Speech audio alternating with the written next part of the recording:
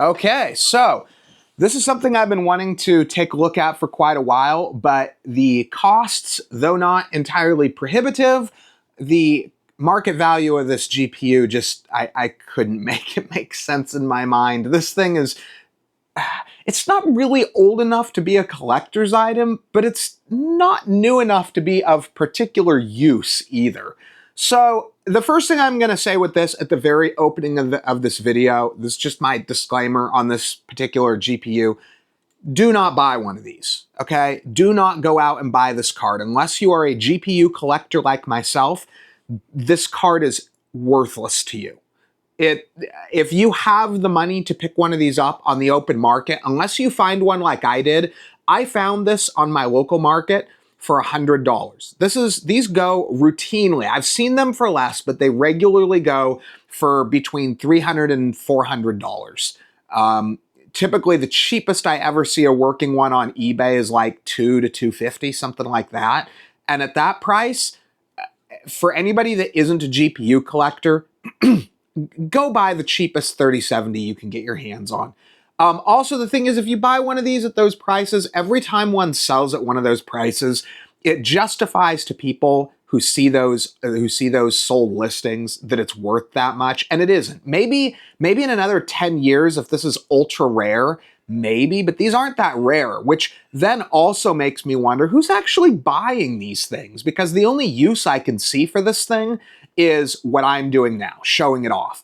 And the number of these that sell versus the amount of content on YouTube that showcases these doesn't add up. So I'm not sure who's buying these or what they're buying them for. I guess I didn't quite understand the purpose of the double precision that some of the Titans have, but I guess if you need that, I mean, I guess if that's something you can only get on a newer Quadro or Quadro RTX, whatever they're calling it, maybe, I don't know. I'm not sure what these are being used for. Or if it's just people who think it was 3,000 back in the day and now it's not. So let's talk about first what it's useful for today. So today, if you have one of these, my first statement on usefulness is sell it. If you can get $200 out of it on eBay and buy yourself a video card that's like a 3060, 3070, 6700 XE, something like that, for somebody who isn't a GPU collector, that's going to be a far more useful purchase. So, however, that being said, let's say you're going to hang on to this thing. Let's say you buy it, you're curious about it, you always wanted to have one back in the day, you want to know what you can do with it today. So I've done some fairly extensive testing. I tested 10 different games. Let's see if I can remember. I tested Crysis 1, Crysis 3, Deus Ex Mankind Divided, Call of Duty.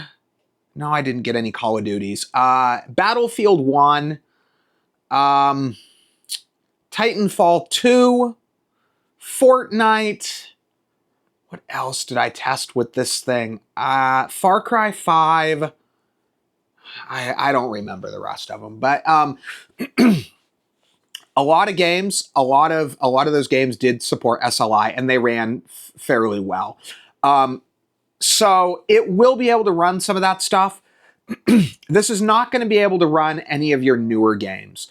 I did get it to run a very, very, very old revision of Cyberpunk. I had to turn everything way down. I'm not going to call it unplayable, but it wasn't good. It wasn't worth playing. If you have the money for a Titan Z, it was not worth playing. If all you have is a Titan Z and that's what you got, and you actually want to game on a Titan Z, it was playable, but it wasn't pretty. Let's see, how long am I here? Okay, cool. Now, as far as what else it can do, day-to-day usability, I did test 4K running on YouTube. It's fine for that. It runs 4K monitors. It appears to be able to run a 4K 60 hertz through either the DisplayPort or the HDMI. And I was able to run 4K content on YouTube with no jerkiness or slowdowns. It just ran it fine. So for day-to-day usability, it's great. It's awesome for that. It does kind of suck, though, because it only has 2 DVIs, a DisplayPort, and an HDMI. Those DVIs really shouldn't be there. This was kind of the last generation of cards that had those. You can't run a 4K monitor off of a DVI. As far as I know, there's no way to do it. Even a dual link, I think max is out at 2560, 1600. And that was kind of the dominant monitor for large, I'm not going to say high performance, but large exotic monitors back in the days. 30-inch, 2560 by 1600 was kind of where they were at. I think this was the first generation that could actually run. I know. I think NVIDIA 600 series could run 4K as well. So, but Kepler was the first time you could actually run 4K. So you're not going to be able to buy this to run like say 4K monitors, or just have it sitting there and think, oh, I've got it, let's use it. You're going to be able to run a max of 2, from what I could tell. Let's see what else with this thing. It did run. I thought the temperatures were fine. I've seen some people claim they run fast. I really didn't feel like it, or that it runs hot. I really didn't feel like that. I thought I was seeing like 80 to 90 Celsius, which is for a card of this age, that's pretty normal temperatures. For a modern card, those are almost acceptable temperatures, but for something this age, that's pretty normal back then from what I remember. So what you're not going to be able to use it for, realistically, anything that's DX11, I was finding generally DirectX 11 titles were either, if they had SLI support, they were good. They were really good.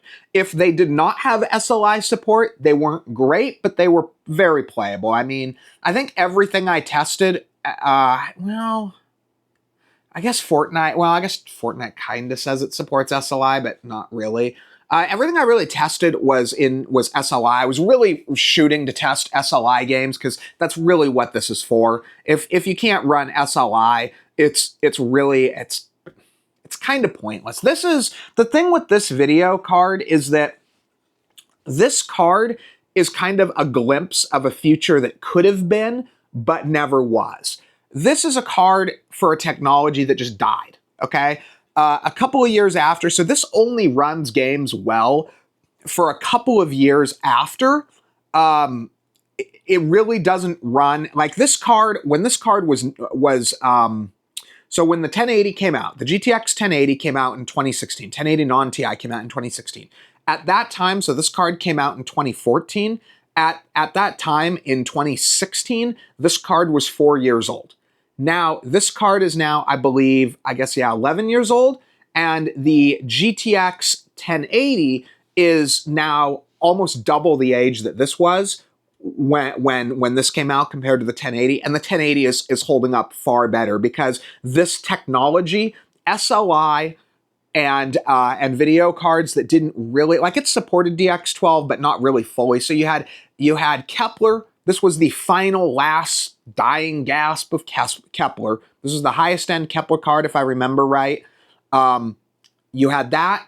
You had the death of SLI. SLI had really been made irrelevant by the time this card was out, for the most part. I mean, a few games, but realistically, SLI was getting close to irrelevant at that point. And then, what was the other reason? There's like 3 reasons that this card, it was a piece of technology built for a different era. And had SLI continued, had we continued doing SLI, and had games not really moved over to needing DirectX 12, it would have been a different case.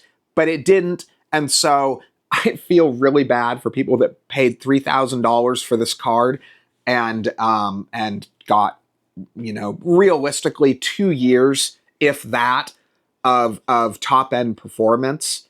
I mean, hell, the 4090 is more than 2 years old right now. It's like 2.5 years old, and it's just about to be replaced. This card at 2 years was garbage.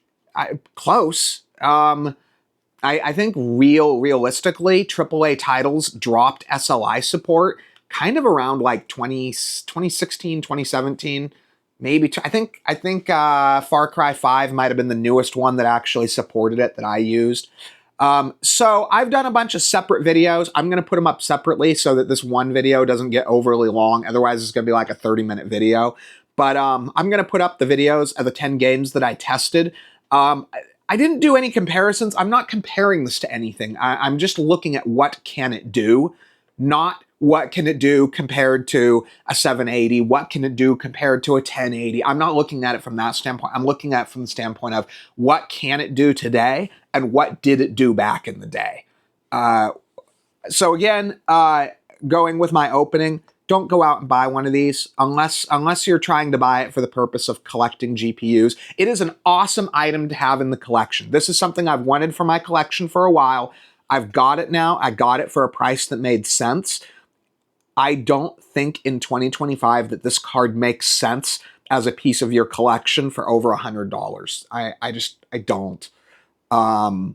And I hope people stop buying them so that you have to sell them for $100 to move them, because that'll allow a lot more channels like mine, little channels that don't make any money realistically, to buy this stuff, to actually buy it and play with it. And unfortunately, I think a lot of channels, little channels like mine, can't do that right now. So anyway, I hope you guys found this interesting and informative. And again, there's going to be some links to game demo videos down below, just so you can kind of see, what it could do, what it can do today, and what it did back in the day. And again, thanks for watching the video.